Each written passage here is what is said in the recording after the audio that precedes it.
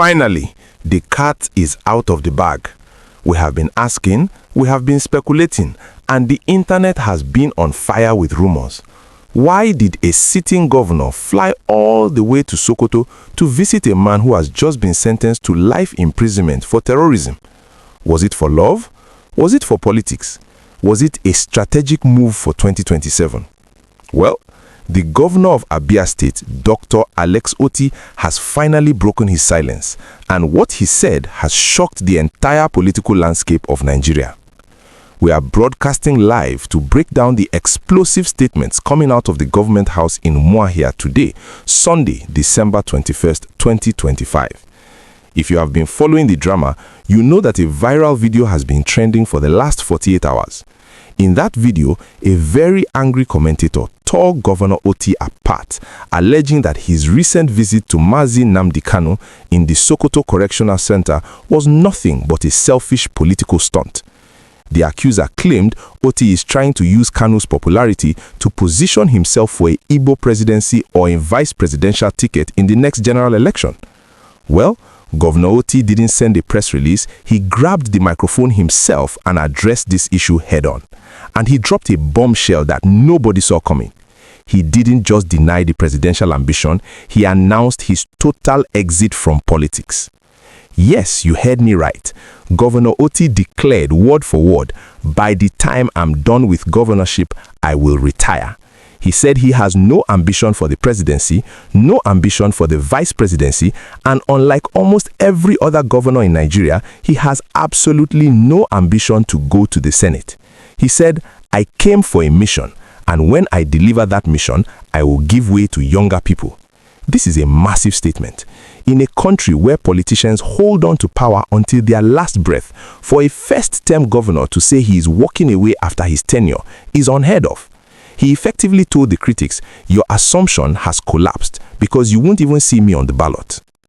But if it's not for politics, then why go to Sokoto? Why risk the backlash from the federal government to visit a man Justice James Omotosho just labeled a terrorist and sentenced to life in prison on November 20? Otti's explanation was deep and it was personal. He revealed that this wasn't a spur-of-the-moment decision. He disclosed that he has been having discussions at the highest level regarding Nnamdi Kanu for exactly 24 months. That means this talk started way back in 2023, long before this recent judgment.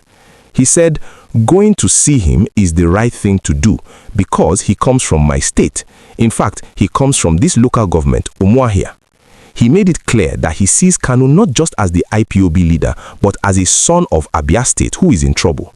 He admitted that while he does not support the disintegration of Nigeria, he cannot sit by and watch one of our own rot in jail or die when there's a chance for peace. He said, "It would be insensitive of me to sit here and say one of our own who has been convicted should die when we have an opportunity to discuss, negotiate, and sue for peace." This is the part that really caught my attention. Governor Otti is trying to open what he calls the administrative window. He acknowledged that the judiciary has spoken, the life sentence is there, but he argued that the court judgment is not the end.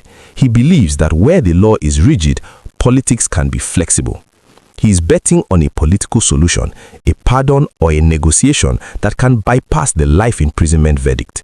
He reminded everyone that even people convicted to death can be pardoned.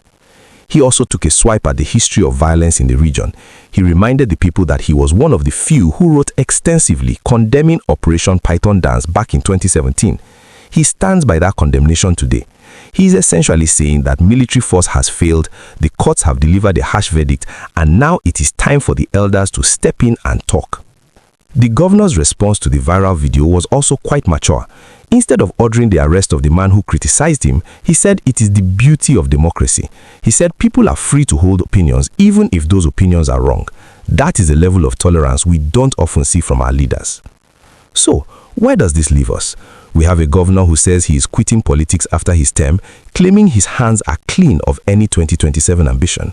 We have a confirmed high-level discussion that has been going on secretly for 2 years to free Nnamdi Kanu, and we have a clear signal that the Southeast leaders are not giving up on Nnamdi Kanu despite the heavy judgment from the Federal High Court. But the big question remains, will the federal government listen? Governor Otti says he is intervening, but with the president's recent no mercy stance on security, does Otti have the pull to change the mind of Asorok? I want to know what you think. Do you believe Governor Otti when he says he will retire from politics, or is this just sweet talk? And do you think his administrative approach can actually get Nnamdi Kanu out of Sokoto, or is the life sentence sealed? Let's talk in the comment section. Please, if you value this kind of in-depth analysis where we separate the noise from the news, do me a huge favor and smash that like button. It tells YouTube you enjoy this content. And if you are not subscribed, what are you waiting for? Click that subscribe button and turn on the notification bell. We are following every move Governor Otti makes on this mission to Sokoto.